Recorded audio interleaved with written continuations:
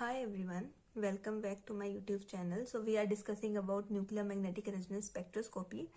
तो उसमें आज हमारा टॉपिक है नंबर ऑफ सिग्नल्स काउंट करने का।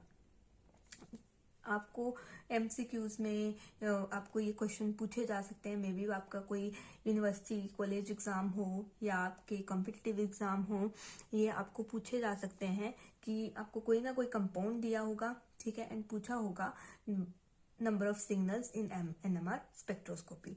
तो वो कैसे निकालते हैं। तो अगर हम क्लियरली बात करें that in NMR number of signals equal to chemically non equivalent protons, ठीक है, क्योंकि हम 1H1 की बात कर रहे हैं। हम यहाँ पे किसकी बात कर रहे हैं, हम 1H1 की, ठीक है। 1H1 NMR हम पढ़ रहे हैं जो मोस्ट बेसिक है, मोस्ट कॉमन है। देन कार्बन का होता है, फॉस्फोरस का होता है, इसके एलिमेंट्स फ्लोरीन का भी होता है, ठीक है। लेकिन 1H1 को हम कॉमनली जो है यूज करते हैं 1H1 एंड कार्बन C13, ठीक है। तो अब यहाँ पे हमने ये तो लिख लिया कि नंबर ऑफ सिग्नल्स जो हैं that is equal to chemically non equivalent proton. अब आपके दिमाग में ओब्वियसली ये क्वेश्चन आएगा जो पहली बार पढ़ रहे हैं कि नॉन इक्विवेलेंट प्रोटॉन का मतलब क्या है। तो what is the meaning of this thing, ठीक है, मैं हाईलाइट कर देती हूँ इस चीज का क्या मतलब है। तो नॉन इक्विवेलेंट मतलब जिनका इन्वायरमेंट जो है वो सेम नहीं है, ठीक है, जो सेम इन्वायरमेंट में प्रेजेंट है। नॉन इक्विवेलेंट हो गया मतलब इन्वायरमेंट डिफरेंट है। इसको मैं अलग उससे लिख देती हूँ,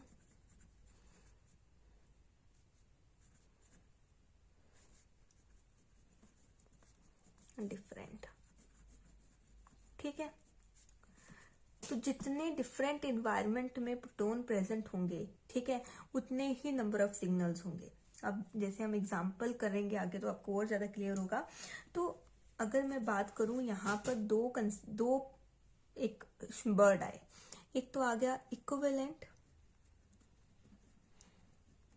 प्रोटॉन्स, ठीक है, और दूसरा आ गया नॉन इक्विवेलेंट प्रोटॉन्स, ठीक है। ये क्या होंगे, जो सेम इन्वायरमेंट में होंगे, ठीक है, इन सेम इन्वायरमेंट। जिसको स्लो लग रहा है हो वीडियो वो फास्ट करके देख सकता है, ठीक है। इन सेम इन्वायरमेंट, तो इनका कितना ये एक ही सिग्नल देंगे, गेव वन सिग्नल, ठीक है। और नॉन इक्विवेलेंट क्या है, ये होंगे इन डिफरेंट इन्वायरमेंट, ठीक है। और ये जितने होंगे, एक होगा, दो होंगे, ठीक है। अगर डिफरेंट में तो उतने ही सिग्नल्स देंगे, ये जितने ये होंगे, ठीक है, उतने ही आपके सिग्नल्स आएंगे। So here number of signals are equal to number of non equivalent protons, okay. तो यही हमने ऊपर लिखा था कि number of signals equal to chemically non equivalent protons, ठीक है, कितने होंगे। तो वही मैंने आपको बता दिया, यही दो पॉइंट्स हैं। अब आगे जैसे एग्जाम्पल हम ले लेते हैं, जैसे हम मोस्ट एग्जाम्पल ले लेते हैं बेंजीन का, ठीक है, बेंजीन का एग्जाम्पल ले लेते हैं।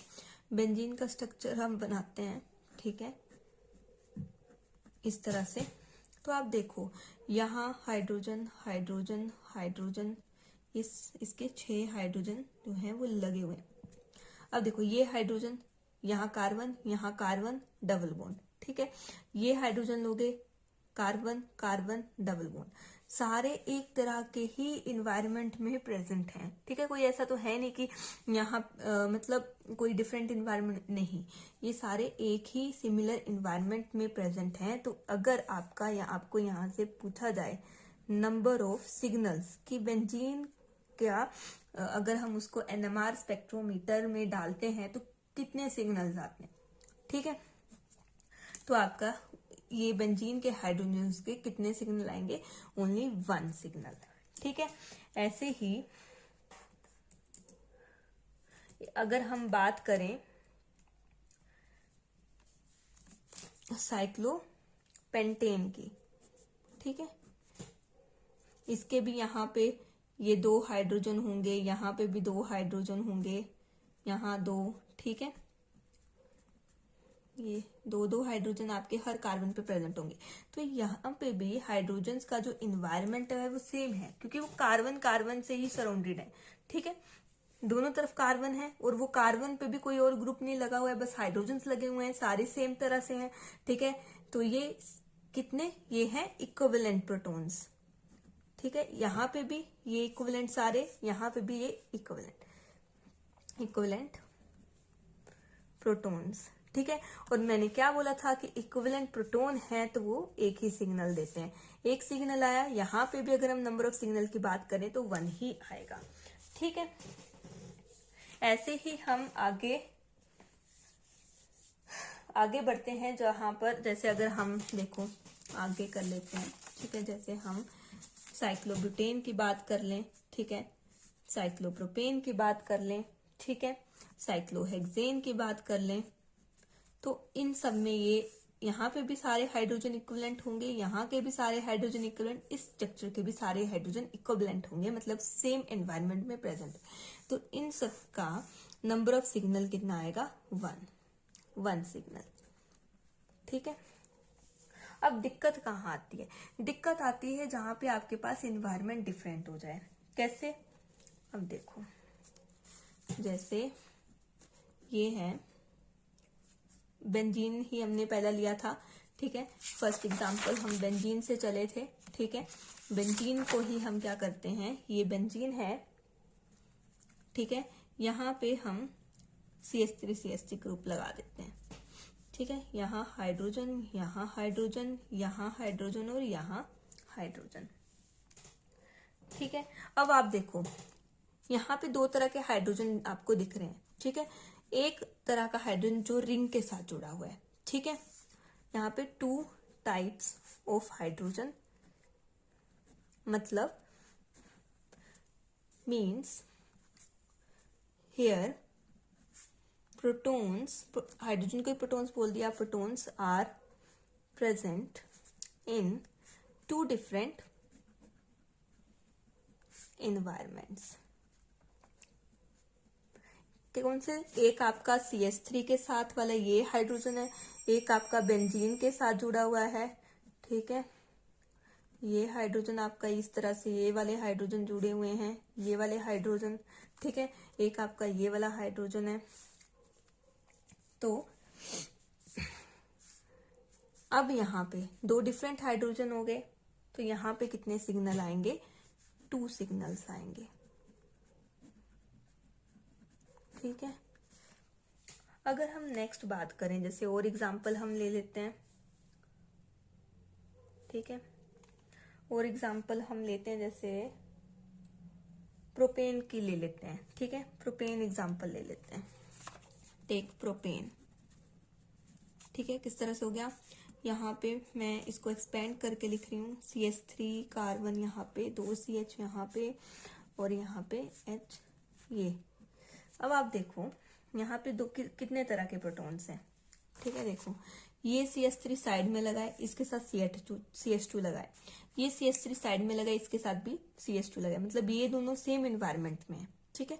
ये दोनों सेम एनवायरनमेंट में, ये क्या हो गए, इक्विवेलेंट हो गए। मतलब इन दोनों पोजीशंस पे जो हाइड्रोजन्स लगे हुए हैं, इनके कारण 1 सिग्नल आएगा, ठीक है। इनके कारण क्या आएगा, 1 सिग्नल आएगा। अब बचे जो ये सेंटर वाले कार्बन से जुड़े हुए हैं, ठीक है, ये वाले, जो ये जुड़े हुए हैं सेंटर वाले ये डिफरेंट होंगे, ठीक है, प्रेजेंट इन डिफरेंट इन्वायरमेंट, ठीक है। तो इसका एक सिग्नल आएगा, वन सिग्नल। तो टोटल सिग्नल कितने हो गए आपके पास, एक तो इनके कारण आया जो साइड में है, एक इनके कारण आया, तो आपके 2 सिग्नल्स हो गए, ठीक है, बिल्कुल सही। अब हम आगे एग्जाम्पल देखते हैं। ऐसे ही हमारे पास जैसे ये है कंपाउंड, ये है, यहाँ पे CH2 C double bond O और CH से, यहाँ पे भी आप हाइड्रोजन देखोगे तो हाइड्रोजन आपके ये देखो यहाँ पे, ठीक है, और आप देखोगे ये इक्विवेलेंट इन्वायरमेंट में है क्योंकि ये भी आगे C double bond O CH3 से जुड़ा है और ये भी उसी ग्रुप से जुड़ा हुआ है। तो ये दोनों क्या होंगे, ये दोनों जगह पे जो हाइड्रोजन प्रेजेंट होंगे वो होंगे इक्विवेलेंट, ठीक है। तो इनके कारण कितना, 1 सिग्नल। अब ये देखो ये OCH3 यहाँ पे भी हाइड्रोजन जुड़े हुए हैं और ये भी एक आपस में, ये वाला ग्रुप जो है, अगर मैं अलग उससे बता दूं, ये वाला जो ग्रुप है OCH3 वाले, उसमें जो हाइड्रोजन्स हैं, देखो ऊपर भी ये C डबल बॉन्ड O के साथ लेफ्ट साइड को जुड़ा है, यहाँ भी हाइड्रोजन जो है C oxygen C double same तरह से जुड़े हुए हैं, तो ये भी आपस में क्या हो गए, इक्विवेलेंट हो गए, ठीक है, इक्विवेलेंट प्रोटॉन्स। तो इनके कारण भी 1 सिग्नल। तो टोटल सिग्नल कितने आए, एक यहाँ पे एक यहाँ पे, ठीक है, तो 2 आपके सिग्नल्स आए, ठीक है, समझ गए। अब अगर हम आगे चलते हैं मोर कॉम्प्लिकेटेड की तरफ, ठीक है, तो वहां देखिए, जैसे अगर हम ये ले लेते हैं, यहाँ पे एक हाइड्रोजन, यहाँ CH3 और यहाँ पे भी CH3, ठीक है। अब आप देखो यहाँ पे आपके डिफरेंट तरह के प्रोटॉन्स आ गए, वो मैं आपको अलग अलग कलर से आपको दिखाती जाऊंगी ताकि आपको कंफ्यूजन ना रहे, ठीक है। ये आपका ग्रुप है, दिस इज द एग्जाम्पल, ठीक है, जो मैंने अभी लिया है। यहाँ पे आप देखिए ये जो 2 CH3 हैं टर्मिनल पे हैं और साथ में CH के साथ जुड़े हुए हैं, ठीक है। तो ये दोनों जो होंगे वो इक्विवेलेंट सेम इन्वायरमेंट में होंगे, मतलब इक्विवेलेंट होंगे, इक्विवेलेंट प्रोटॉन्स आएंगे, ठीक है। तो इनके कारण कितना, 1 सिग्नल। उसके बाद ये एक हाइड्रोजन है, ठीक है, ये वाला एक हाइड्रोजन, ठीक है, जो इस साइड CH2 के साथ जुड़ा है, इस तरफ जो है CH3 से जुड़ा है, मतलब ये डिस्टिंक्ट है इन सब से, तो इसके कारण एक सिग्नल, ठीक है। अब देखो यहाँ पे जो ये CH2 जुड़े हुए हैं, ये हाइड्रोजन 2 जुड़े हुए हैं, ये इस तरफ CH3 से, इस तरफ CH से, ठीक है, ये भी डिस्टिंक्ट है, इसके कारण भी 1 सिग्नल, ठीक है। और ये CH3 अकेला एक टर्मिनल पे है, आप ये नहीं कह सकते कि ये भी टर्मिनल पे है, ये भी टर्मिनल, लेकिन ये यहाँ पे CH से जुड़ा है, लेकिन ये यहाँ पे CH2 से जुड़े हुआ है, तो ये भी डिस्टिंक्ट हुआ, ठीक है। तो आप इसको इस तरह से, तो ये भी, इसके कारण भी एक 1 सिग्नल आएगा। तो अब टोटल कर लो कितने सिग्नल्स हुए, ठीक है,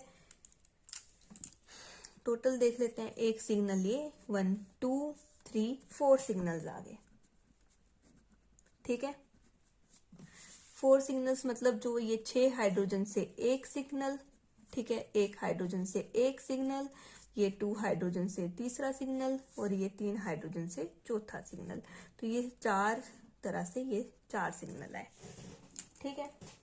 अब हम नेक्स्ट कर लेते हैं और कॉम्प्लिकेटेड की तरफ चल पड़ते हैं, ठीक है। इस तरह के एग्जाम्पल्स आपको काफी पूछे जाते हैं, एक मैं और करा देती हूँ, ठीक है। और हम करते हैं इसमें एक और कर लेते हैं एग्जाम्पल, जैसे एग्जाम्पल ले लेती हूँ, CH3 C double bond O CH2O CH3, ये एग्जाम्पल लिया। यहाँ भी आप देखो एक ये है ठीक है, जो इधर ऑक्सीजन से जुड़ा है डिस्टिंक्ट है, वन सिग्नल, ठीक है। इसके कारण, इन हाइड्रोजन्स के कारण ये है, इस तरफ ऑक्सीजन, इस तरफ C double bond O, distinct है ऑब्वियसली, वन सिग्नल, ठीक है। ये वाले हाइड्रोजन्स टर्मिनल पे है CH3, लेकिन ये भी टर्मिनल पे था, लेकिन ये किसके साथ, ऑक्सीजन के साथ जुड़ा हुआ था, ये किसके साथ, कार्बन के साथ जुड़ा हुआ है, जो कार्बोनाइल ग्रुप का कार्बन है, तो डिस्टिंक्ट है, वन सिग्नल। टोटल कर लो कितने सिग्नल आए, टोटल करोगे 1 + 1 + 1, 3 सिग्नल्स, ठीक है, समझ गए। एक आ गया 3 हाइड्रोजन जो ये वाले थे, फिर 2 हाइड्रोजन्स बीच वाले, और ये 3 हाइड्रोजन्स लेफ्ट टर्मिनल वाले या राइट टर्मिनल, जो भी आप समझ लो, ठीक है। अब हम करते हैं कि ऐसे भी कभी मॉलिक्यूल्स आ जाते हैं जहां पे आपको पता नहीं चलता कि हाइड्रोजन्स जो हैं वो आपके इक्विवेलेंट इन्वायरमेंट में है कि नॉन इक्विवेलेंट इन्वायरमेंट में है। जैसे कि आपके एक ही कार्बन से 2 हाइड्रोजन्स अटैच हैं, स्टीरियोकेमिस्ट्री की थोड़ी सी बात यहाँ पे होगी, ठीक है। अगर मैं इसको नेक्स्ट टॉपिक से शुरू करूं, because this is a next topic, ठीक है। जैसे हमारे पास एक कार्बन है, ठीक है, उसके साथ कोई ग्रुप लगे हुए हैं, लेकिन और उसके साथ 2 हाइड्रोजन्स लगे हुए हैं, ये इस तरह से, ठीक है। और हमें कंफ्यूजन है कि क्या ये सेम इन्वायरमेंट में है, क्या ये इक्विवेलेंट है या ये नॉन इक्विवेलेंट है। तब हम क्या करेंगे, यहाँ पे क्या है, we have difficult to know, English में मत जाना, कंसेप्ट समझो बस, that these are equivalent protons or not, ठीक है। तब क्या होगा, तब हम then we use the concept of इसका टोपिसिटी का कंसेप्ट हम यूज करते हैं, ठीक है। हम क्या करेंगे, टर्न बाय टर्न, पहले इस हाइड्रोजन को हटा के इसकी जगह कोई और ग्रुप लगा देंगे, ठीक है। फिर इसको हटाएंगे, फिर इसकी जगह ग्रुप लगा देंगे, फिर देखेंगे दोनों में रिलेशन क्या बना है, दोनों स्ट्रक्चर्स में, एंड देन, ठीक है, फिर हम आगे बता सकते हैं इन्वायरमेंट के बारे में। चलो हम करते हैं, ये है, पहले हम इस हाइड्रो, इसको 1 नाम दे दो, इसको 2 नाम दे दो अपने समझने के लिए। वैसे तो हाइड्रोजन सेम होते, पहले H1 को चेंज करते हैं, ठीक है। तो क्या किया हमने, यहाँ पे हम 2 ग्रुप बना लेंगे, इसको यहाँ कोई हमने S ग्रुप ले लिया, ठीक है, S ग्रुप ले लिया, और ये A B तो लगे हुए हैं, और यहाँ पे H2 भी लगा हुआ है, ठीक है। हम इसको इस तरह भी लिख सकते हैं, ठीक है, ये B ये A, क्योंकि ये अबव द प्लेन है, ये बिलो द प्लेन है, ठीक है, इस तरह से बनाना है इसको, ठीक है। और ये S है और ये H2 है, ये ग्रुप इस तरह से बन गया, ठीक है। अब हम H2 को रिप्लेस कर देंगे, A B, ये H1 था और ये इसको हम S लिख लेंगे, तो अब क्या हुआ, ये S इधर आ गया, H1 इधर आ गया, ये B ऊपर चला गया, A नीचे आ गया। तो अब देखो ये दोनों क्या इनमें रिलेशन बना, जिसको स्टीरियोकेमिस्ट्री अच्छे से आती है वो तो बता देगा कि ये एनेंशियोमर्स हुए, ठीक है, एनेंशियोमर्स हुए ये दोनों,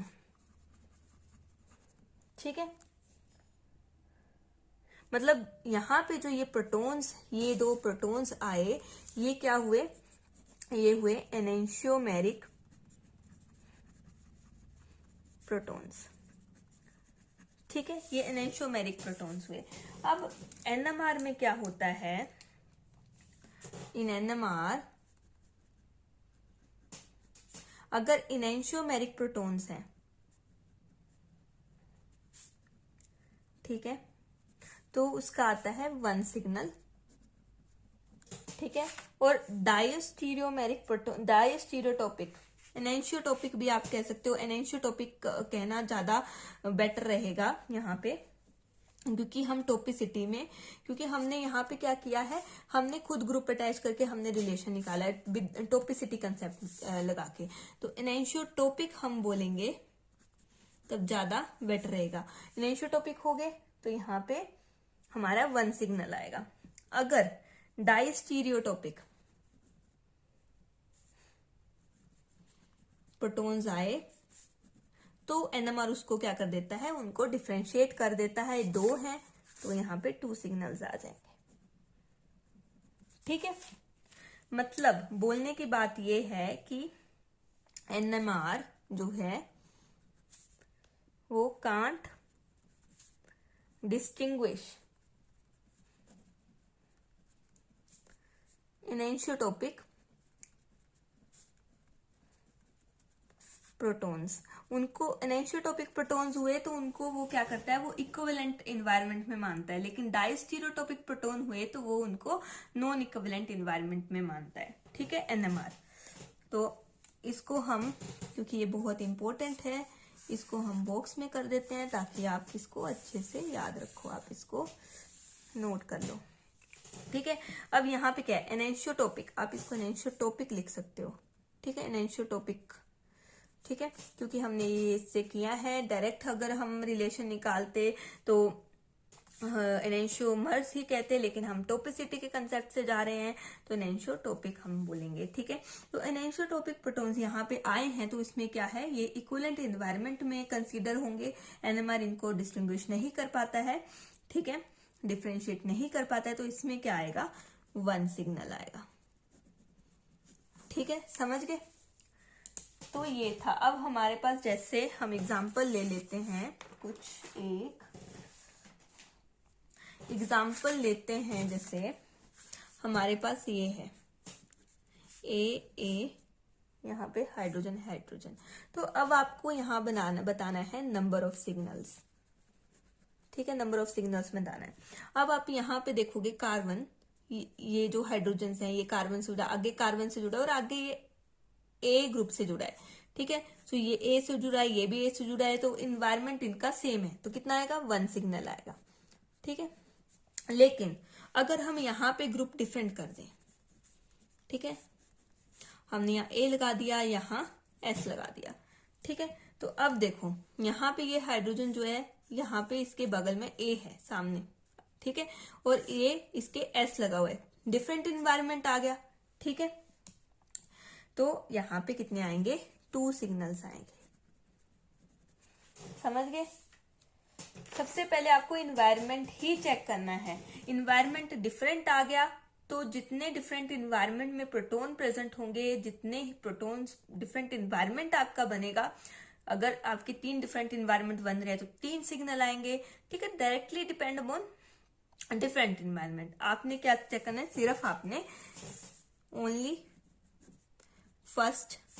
ओनली रन दो फर्स्ट चेक इन्वायरमेंट। ठीक है, ऑफ प्रोटॉन्स। अगर आपके 3 डिफरेंट इन्वायरमेंट आ रहे हैं तो 3 सिग्नल आएंगे, 4 डिफरेंट इन्वायरमेंट आ रहे हैं तो 4 आएंगे। ठीक है, अब जैसे एनएमआर क्या बोलती है कि एक ही कार्बन के साथ जुड़े हुए प्रोटॉन्स, जैसे मैंने ये आपको बताया अभी जस्ट बताया कि एक ही कार्बन से जो है 2 डिफरेंट प्रोटॉन्स जो हैं आपके जुड़े हुए हैं, अगर ये 2 सिग्नल्स देते हैं, ठीक है, आपको बोल दिया कि ऐसे एक ही कार्बन के साथ 2 हाइड्रोजन्स जुड़े हुए हैं एंड वो दोनों हाइड्रोजन्स आपको डिफरेंट सिग्नल्स दे रहे हैं, मतलब 2 सिग्नल्स वहां पे आ रहे हैं, मतलब 2 डिफरेंट इन्वायरमेंट वहां पे कंसीडर किए हुए हैं। ठीक है, तो वो क्या बताते हैं कि वो डायस्टीरियोटॉपिक प्रोटॉन्स हुए। ठीक है, पहली बात। ठीक है, बहुत इंपॉर्टेंट बात है। Now move on to the more complex examples. हम चलते हैं साइक्लिक की तरफ। ठीक है, हम साइक्लिक की तरफ सबसे पहले हम लेते हैं एग्जांपल ये वाला, साइक्लोप्रोपेन रिंग बनाई मैंने। ठीक है, और यहाँ पे मैंने ग्रुप लगा दिए ए बी और यहाँ हाइड्रोजन हाइड्रोजन हाइड्रोजन हाइड्रोजन। ठीक है, आपने ये ऐसे हवा में मान लेनी है कि एक हाइड्रोजन ऊपर है, एक हाइड्रोजन नीचे है, ऐसे हवा में एक रिंग ट्रायंगल सी बनी हुई है, ट्रायंगुलर रिंग। ठीक है, तो जैसे हवा में ट्रायंगुलर रिंग बनी हुई है, आप ऐसे कर सकते हो। ठीक है, ये पूरी ट्रायंगल तो नहीं है, बट यू सी इस तरह से हवा में आपने समझनी है कि यहाँ पे ए ऊपर है, बी नीचे है, इस तरह से समझ लो। या मैं पेन से बनाती हूँ, ठीक है, that may be very good, इस तरह से, ठीक है। ये तो यहाँ पे एक हाइड्रोजन ऊपर, एक हाइड्रोजन नीचे, इस साइड भी एक हाइड्रोजन ऊपर, और ये जो ये वाला साइड है यहाँ पे ए ऊपर रख लो, बी नीचे रख लो, ठीक है। अब 2 हाइड्रोजन ऊपर और ए ऊपर, ठीक है। तो ये हाइड्रोजन और ये हाइड्रोजन जो है ये इसके साथ करना, रुको अलग पेन से कर देती हूँ। ये इनके बगल में ए है, इसके ऊपर वाले हाइड्रोजन के बगल में भी ए है, तो इसके कारण ये इक्विवेलेंट एक ही एनवायरनमेंट में हुए, तो ये 1 सिग्नल देंगे, ठीक है। नीचे वाले जो हैं वो बी के साथ एनवायरनमेंट शेयर कर रहे हैं, तो ये भी बी के साथ, ये भी बी के साथ environment same, 1 signal, total signal कर लो प्लस कितने आ गए, 1 + 1 2 सिग्नल्स, ठीक है।